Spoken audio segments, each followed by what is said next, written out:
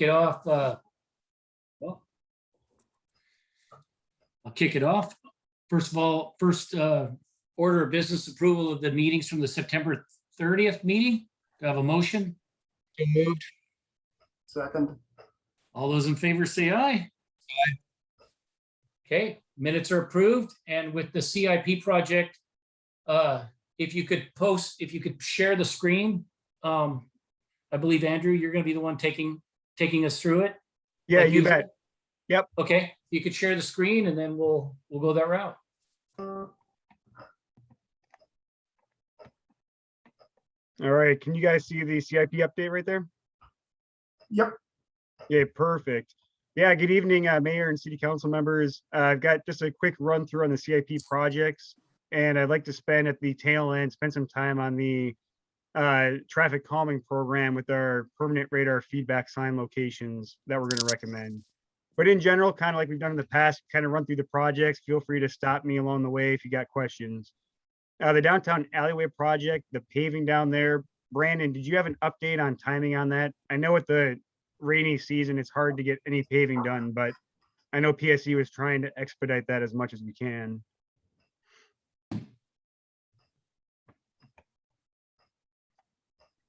Appears he dropped off. Yeah, it looks like he dropped off there. Yeah, I know we're working with PSE to try to get that done in a weather window if we can grab one. So hopefully that gets done sooner than later. The Yeah, arterial street paving program for 2021, the 8th Avenue South, if anybody's driven that, it turned out perfect. We finished our punch list items with the contractor, and just a great project overall, and great partnership with Water District 54. Our ILA with Lake Haven down in Lower Woodmont, they're still working on their water main installation, and paving will happen probably next spring when the paving window opens back up. The North Hill ILA that we're working with Highland Water District, that's pretty much complete. We'll do some punch list items and some other minor paving in the spring as well on that. The signal at 2428, that's been complete, that everybody knows about. And the North Marina parking lot bulkhead project under construction. It's a tough project, but we're making some really good progress. We're working with the contractor to try to keep that in one fish window, which is just outstanding. But like everybody knows, wintertime is not the best time to build a project in the water, but we're doing our best to keep it going. We finally have some piles delivered. So I'm hoping, and Kai can correct me here, in the next couple weeks, the contractor should start driving piles for the new bulkhead wall down there, which is just a great milestone. Did you get any holdup? You know, obviously the winds and the storms that came with the King's tides. Did it cause delays or holdups or any issues? Yeah, we've been working with the contractor. There have been some daily kind of shutdowns and kind of resetting work schedules. So we have been allowing earlier starts or later completions during the daytime. But we're trying to keep up. There was one day when it got pretty bad where we had to stop our drilling for our anchors that are going in now. But we've been mitigating that by switching our daily schedules around a little bit. So it's trying to keep it moving as best as we can out there. But it's tough. Yes. Andrew, does the change in the weather, this may be a silly question, they're still going ahead with the vibration driving system, correct? They're not going to have to use that really noisy impact? That's to be determined. So we haven't driven piles yet for the bulkhead. The breakwater, or not the breakwater, the kind of the wing wall, as we call it out there, that we put in piles already, that was all vibratory work. We didn't run into any obstructions, went in very, very well. I expect as we put in piles closer to the upland area or the hill, it's going to be harder to put piles in. We're going to try vibratory starting off, but I'm assuming we'll probably have to do some impact hammering along the way, just depending on the soils that we hit. But I'm hopeful it's all vibratory, but you know, the contractor has both options to utilize on the project. Is there a way that they can give the city notice of that? Or is it just literally, you know, on the day, they, you know, hit a certain material and they have to change direction? I'm just trying to, you know, give the residents a heads up. Yeah, you bet. I think once the piles start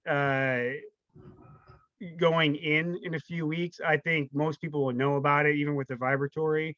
I think with the hammer though, there is a pretty quick change out of equipment. So it is kind of a as needed basis as we do the work.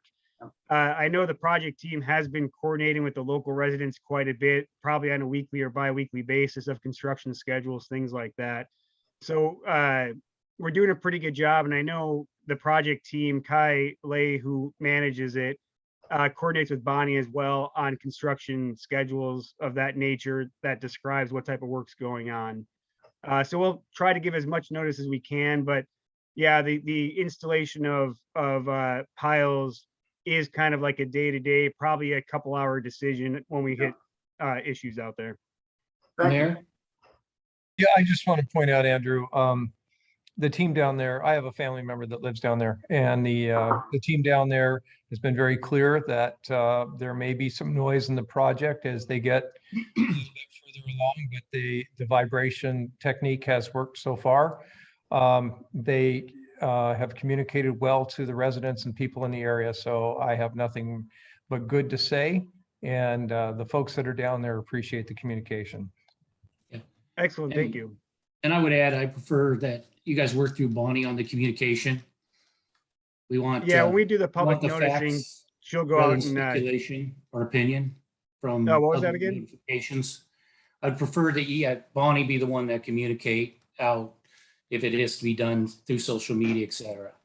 Yeah, you bet. So our approach is the contractor's obligated to do notification, and then whenever that happens, the project team notifies Bonnie of that, and she does the posting as well Thank you. publicly for that. Thank you. Did you want to go back to the alleyway since Brandon's on again? So yes, we go any Brandon, further? do you have any info on schedule for paving? I know it's a wet weather season, so it might get delayed, but any news from PSE on that? Yeah, I don't know what happened there. I apologize. I really didn't want to talk about the alley. That was probably no. We're still trying to get it in this year. As long as we have surface temperature that meets specifications, we can still pave. We just need a dry spell. Tentatively looking at the week of November 29th, so following Thanksgiving. We did some concrete work, and so we're real close. I believe we have 4 of the 7 utility poles have actually been removed. So the north alley is looking really good. The south half, we're still trying to get there. But if we get to a paving day, we may just have to pave around 3 poles for now and patch some very small holes, but still hopeful for 2021. I missed obviously some questions, but I don't know if that answers the schedule question. Okay. I want to add on to that, Chair, Yeah. if I can, just really quickly. We've had a couple of agreements that we've issued with PSE for the construction of this work in the alleyway, and this project's been going on for some time, and we've been presented with a number of challenges with the way that the project was structured. PSE's been kind of the lead on the work. And so the project's been somewhat dynamic over the last year and a half. As Brandon said, we're getting close to finishing this, at least the paving portion. But over the course of that 18 months, we have been working with PSE and the property owners to mitigate impacts. And so the scope of the construction improvements has expanded a little bit over what the council originally approved with the original construction contract. So we're going to have a change order to issue with Puget Sound Energy to cover some of those scope improvements that we've already approved. And so we'll either approve that administratively if we have the authority to do that. If not, that'll be something that'll come forward to the council for approval sometime in the next 4 to 6 weeks, just so you're aware of that. All right, thank you. Yeah, onto some of the planning and engineering work that we're doing right now. the Redondo Fishing Pier project is still ongoing. Trying to get the NEPA or federal permit submittal in. I know it's been delayed a couple times here. Trying to get that in today or tomorrow to the feds. There have been some changes, which isn't unanticipated at the Corps level or National Marine Fisheries level on documentation that we need to put together. So we're trying to get that ahead of time so we're not stuck in a cycle with them back and forth during the actual formal consultation process. So that's still going. It's just a little bit trickier than we anticipated. We'll come back to the traffic calming program. The 24 sidewalk project with TIB, we're still in 30% design. The team right now is working on trying to get into the right-of-way phase, as well as working on an agreement with CenturyLink or Lumen to redesign part of our work to avoid their facilities. So we're kind of on a little bit of a holding pattern until we get that agreement put together, which I'm hoping the council will see by the end of the year or one of the last council meetings in December if there's opportunity. So hopefully we can keep that moving pretty quickly. The 2022 arterial street paving program, we're gonna target 2 projects earlier on, the Woodmont Drive South, where it's all ground out currently, repave that area. And we're still working on a design down on Redondo Beach Drive to get rid of that bump near Salties and fix some of the pavement down there. Right now, we're trying to finish design. We're trying to coordinate with the property owners as well to put in new curb ramps down there from an easement perspective. So I'll have more information to share when that project gets a little bit further down the line. Just because we're there, Andrew, at that corner coming into Redondo, it looks like it took some damage from the storm. On the Redondo Beach Drive and 280th corner. Yes. Yes, yeah, Public Works is looking into that and we're gonna try to do some maintenance and try to clean that up a little bit. That's been kind of an ongoing erosion issue on that north side of the wall because the wall never really wraps around to the east. So when waves come in from the north or west, it always kind of deteriorates that north side up there. But we're looking at it and we're gonna try to do some in-house repairs to that if we can manage Okay. it. Thank you. Yep. Moving down the Barn Street Trail, we should know tomorrow by noon if we got a grant to support that project, which will be really nice if we do get it. And then the other projects, Redondo paid parking, we're going to target that for a comprehensive kind of strategic plan in 2022. And then, Andrew, go ahead. back up 1 second. So on the Barnes Creek Trail project, in reality is, in the subheading there, the grant application is for improvements on 240th between 16th and 20th. This is a TIB application that we would partner up with some grants that we got from Sound Transit, as well as some other money through, was it CMAC or that right-of-way money, Andrew? FHWA. Yeah, through PSRC. So this would be for a roadway project that has the trail on the one side. So it's not just the trail. This is a pretty healthy grant application we've been pursuing. So we're anxious to see if we can get that. That'll be a great project. That mayor and council members, that has part of that project would deal with the intersection there at 20th and 240th. That's part of this improvement. So anyway, we'll let you know as soon as we find out. Andrew's been bugging the TIB engineer, but he won't crack. The guy won't let us give us any hints where we stand on that, but we're anxious to see if we score well on that. Yeah, great note, Dan. It's a nice corridor project versus just a trail project to try to maximize the grant money that we currently have. So if we get the grant money, it'll be a nice big project, kind of like 24th is. It'll definitely be sizable. And then other than that, still the ongoing support for the large projects, Sound Transit, WashDOT, the bridge replacement across I-5. And then from a grant perspective, or go ahead. Yeah, on the Sound Transit project, a couple of things for the committee to be aware of, and we'll be providing some further updates soon to the full council as well as the community. mid-December, probably around 16th, 17th, 18th, somewhere right in there. There's going to be some full closures of Kent Des Moines Road when they put up the girders for the guideway over Kent Des Moines Road. So we've been coordinating that with not only WashDOT and the Sound Transit team, but there's some Puget Sound Energy power outages that they have to coordinate as well.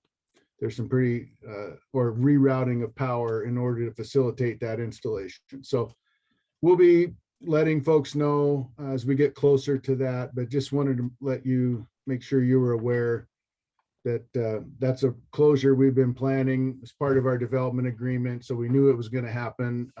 And Tommy and Andrew have been all over that. So it's been great. Hey, Yeah, it looks Dan, like- really quick, Dan, while we're on that discussion, are we still talking mid-December for the maintenance facility? As far as you know, As far as I know, yes. I heard this week we had a meeting with City of Kent staff. Our understanding is that it goes the second time to the Capital Facility Committee at Sound Transit. And then it's slated to go to the board December for the selection of a preferred alternative. And boy, who knows where that's going to go. yeah, I was at the Highland Forum last night or yesterday afternoon, and you could definitely see Federal Way's push to not have it in the other locations 2 or 3, which candidly I agree with, but you could see Sound Transit's push not to put it where, Midway is. So it'll be interesting to see what comes out of it. Yeah, I think, Kent staff and our staff, we're of the opinion that, hey, if it goes on the Midway site, great. We just want the impacts mitigated. This would be, if it isn't this, what else could possibly go there? Exactly. This might be a good fit for that area because it could bring some federal money to help deal with the landfill issues. But there's a lot of impacts with that site for sure. So Okay. anyway, we'll know more on that. All right. Thank you. Sorry, Andrew. All right. Now at this time, I'd like to hand this over to Kyle and Mike Quispond, our engineers over in transportation, to talk about the traffic calming program.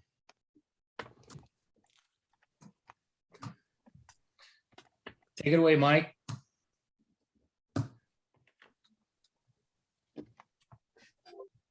Can you hear me? We can.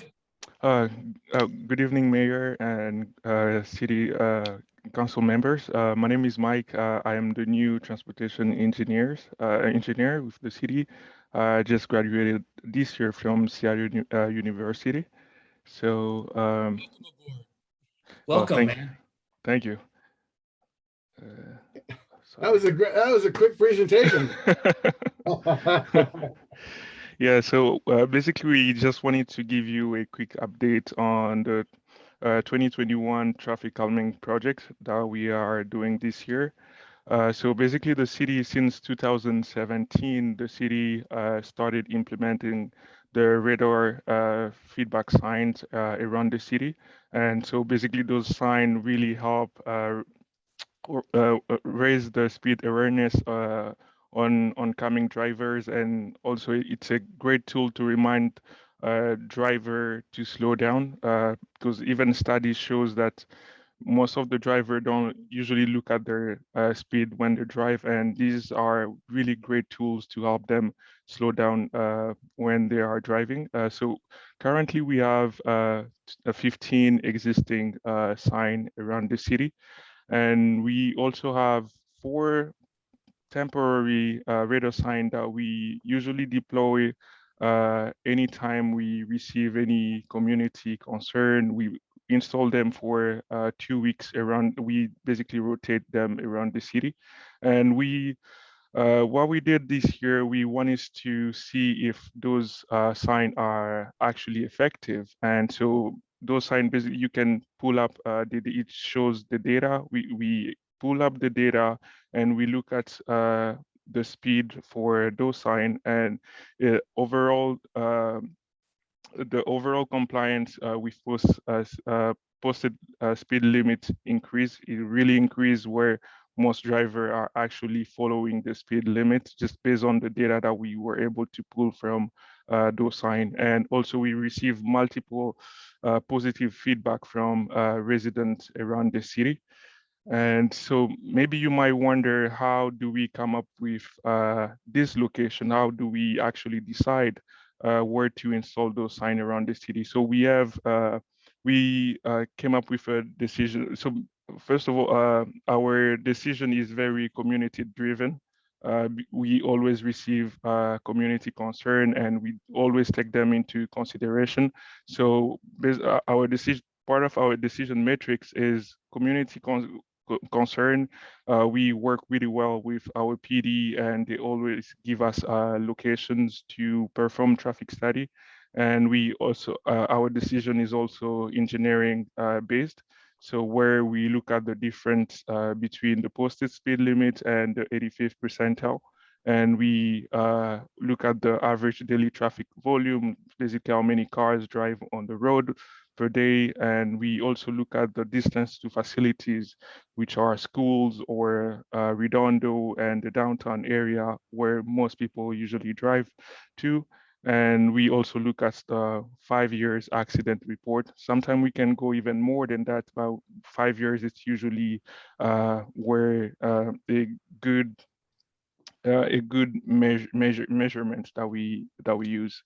And so this year we had 17 locations that we, due to the budget that was allocated to us for this year, we were able to just install, to purchase 4 signs. So we were able to select 4 locations just based on the decision matrix that was presented in the previous slide. So we, the site numbers are basically related to the following map that I'm going to show you in a bit. So right now we have 24th Avenue, just between South 208 and 216. And so this is a great location because we've seen so many drivers coming from SeaTac and the airport entering the city. So just installing this sign at this location, it helps driver understand that, hey, this is not SeaTac anymore, this is Des Moines, and they need to reduce their speed. And the same goes with South 260F. We've seen so many cars speeding around that location, and 260F is also a great location because it's basically between 16 and Park Highway. And the third location that we decided was 250F, which is also an entrance to the city. And we've also realized that there were a few accidents on 250F, and just installing those signs will actually help alleviate some of those speeding concern around that street.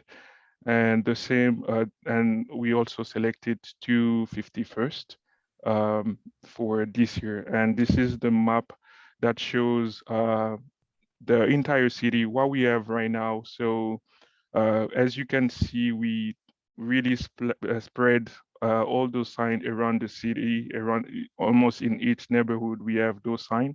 And you can see for this year, we really wanted to focus on cars as they enter the city from almost every angles. And so that's what we just wanted to update you on for the traffic calming project for this year. And I don't know if you have any questions. Sure. One really, if I can just jump in really quick. Mike, can you go to slide 2 really quick? Yeah, this one right here. I just wanted to point out as well, when we talk about the radar feedback signs, the permanent ones, generally they run about $15,000 for a complete install.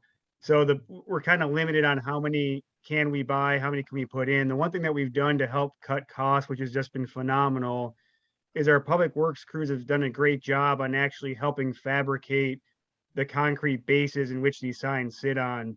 So we've been doing a lot of, we purchased the unit that Kai in the top picture stands next to. Our crews build the base down below, and then we actually install them combination with a Vector truck and putting those in with our own forces. So just to give you an idea of the scale of work and the scale of cost that goes into these permanent signs. Yeah, and Thank you, Mike. thanks, Andrew. I would like to add a little bit onto that as well. Just more like a shout out to our crew that they by fabricating the sign foundation kind of precast at the shop, we were able to save a lot of time and money on deploying traffic control and flaggers. So in return, it helped us stretch our budget a little bit for this project as well. Just a little insight on that. Councilmember Harris, you had a question? Thank you, Deputy Mayor. Just a couple of things. Where does the accident data come from? The police department, I would assume? Yes. And just, are there ever any right-of-way issues, like on the example there? Is it just something, if we decide we want to do it, we can pretty much do it in locations like that? Every location we look at right away as well as utility conflicts. There's a lot of locations in which we got to move our signs around. But in particular, another aspect of those signs is they're solar powered. So we also have to look for locations in which we can recharge batteries as well. But no, everything is in public right away. Are they like really sensitive to that? Like it's got to be south facing or some, thing like that? Kai, do you know much about the solar side of the world? Yeah, so the solar panel would work best if it's faced southward. So that's the recommendation we got from the manufacturer to face our solar panel to the south. So when we install the sign, we look for things like if there's any tall trees or building or kind of shade around, kind of blocking the south direction, like next to the sign, and trying to avoid that. Okay, one last quick thing. Just, is there like an average of how long it takes to deploy these? Like if you made the decision to deploy one now, does it take a certain number of days, weeks, or whatever to plan out, to schedule getting it out there and install it and so forth? Sure, that's a good question. I'll take that one. Typically, with all materials, procurement of the signs from the vendors is longer than usual. Typically, you do a purchase order, and I'd say you're probably 2 to 3 months on actually getting the unit to the city. Pouring the bases when we have time, now that we've got things set up, goes pretty quick. And then when we get things scheduled out with our crews, typically it's another month and a half to fit that into the schedule and get them deployed. Right now in the winter season, we get a little pull and tug with resources with other needs. But yeah, typically it's 3 to 4 month long process. It could go a little bit longer than that, but that's typically the average. Thank you, sir. All right.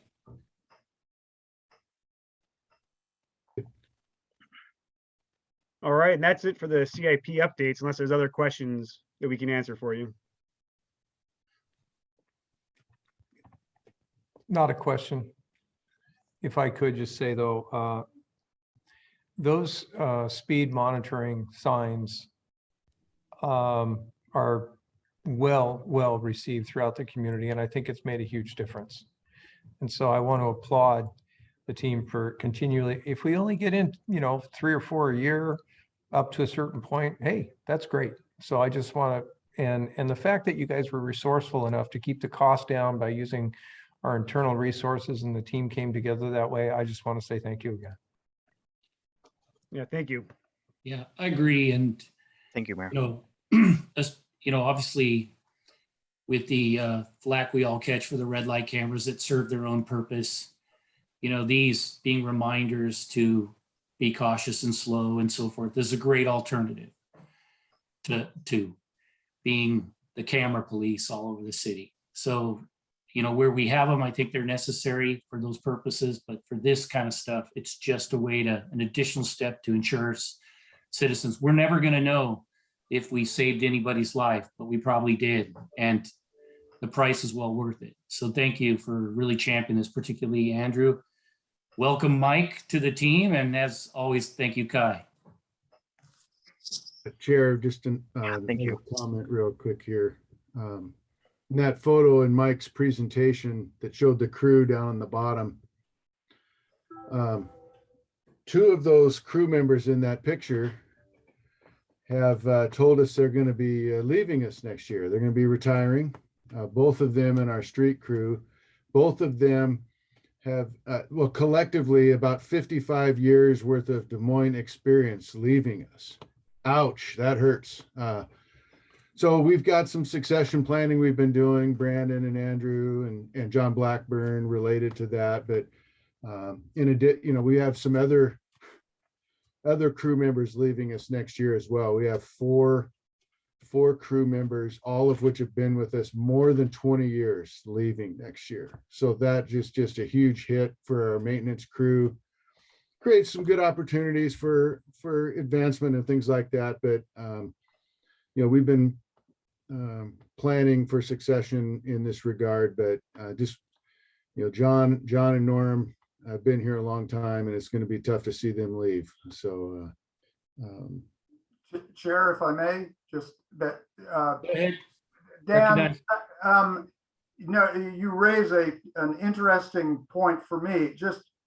This will sound like how long does it take to get somebody up to speed on the job? How much does knowing about the city, just its geography, or beyond the basic skill set, how long before somebody is really 100%? Yeah, that's a great question.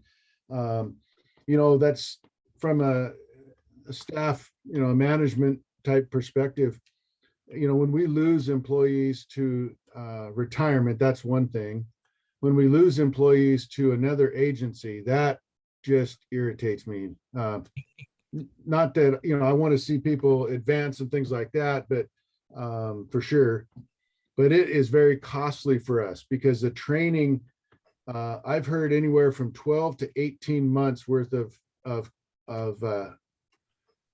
expense that goes towards training in that regard. So it's really costly staff turnover for an agency. And so we try to do what we can do to create an environment where there's growth opportunities, good training, safety, all of those things help us retain staff. Retirements, that's inevitable. One of the things that we try to do, and we've been over the last decade doing more and more and more of this, is better documentation, better inventorying of our systems, and understanding the age and type of material that's out in our right of way, so that some of that institutional knowledge is written down and isn't lost when people retire. Obviously, you can't capture everything, people's experience. You lose some of that when people retire. So is there lateral movement? Is there value of somebody, let's say in their 40s, coming over from another city that makes that a smoother transition? Or is it generally favorable to just get somebody with green, sorry to put it like that, and train them up on our systems? Yeah, so that's a great question. My philosophy is I'm going to hire the best person for the job, no matter who that is. We go through a competitive process when there's vacancies.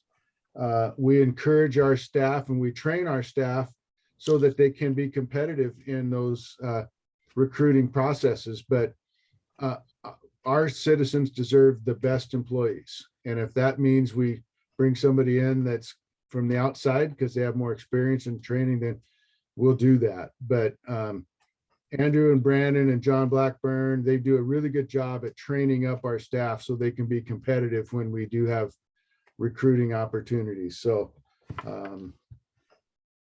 Thank you. Is that all you had for us, Andrew? Yes, that's it, unless you guys have more questions. Yep. All right. I think we've reached the end of what we had came to accomplish today. So with that, do I have a motion to close this meeting, adjourn? Deputy Mayor, if I may, I sent a question to Andrew, and while I got you, since this is is there a gizmo for dealing with that brow of the hill issue that I was talking? Do you understand the concept I apologize. There are several, because we're so hilly, there are several places where if you're crossing, let's say 223rd as a pedestrian, there are several seconds where you will not be able to see a car, an oncoming car, that's at the bottom of the hill. And I was wondering if there was some kind of sensor that could alert a pedestrian at the top of the hill that there's going to be a car coming, 5-6 seconds from that. Because you can't hear it when the planes are flying over. Does that make sense what I'm asking? Yeah. Yeah, go ahead, Mayor. So 223rd, if you're coming up from Review Drive, you get up to a point, then it crests at the hill, then it goes down again, and then it comes back up. If you're trying to cross at the top, anywhere close to the top, you can't see what's coming from the other side because it's coming up the hill and it's got to come over the top. And that may not be the exact location that Councilmember Harris is thinking about, but there are a number of places like that throughout the city. And it's just the nature of the fact that we're a basin and we're on the downhill. What I think is being looked for is if there's something coming, is there a light or something that could help? It's not just for pedestrians, Councilmember Harris, from what I see. There's a couple places where you come out to turn, you just got to cross 223rd to get to the other part of the avenue you're on, and you can't see what's coming. So I was assuming that somebody had invented, in the dawn of history, a little motion sensor that could be placed at the bottom of the hill, like the, like these speed things. And then through the magic of, RF or Bluetooth at the crosswalk on the brow of the hill, since we already have the little beeper thingy, all right, it would simply trigger it and give the person a visual or a auditory or visual cue that, hey man, in about 5 seconds, something's coming at you. Because you cannot hear it, when it's like peak air traffic. You just cannot, you can't get that auditory cue. Yeah. So if they haven't invented it, that's fine. But now I know my $1 million idea, man. Yeah, I guess the way I would answer this is probably somewhat generic in this forum. We could have more conversations, perhaps in a different setting. But okay. Does the technology exist to do something like that? Yes.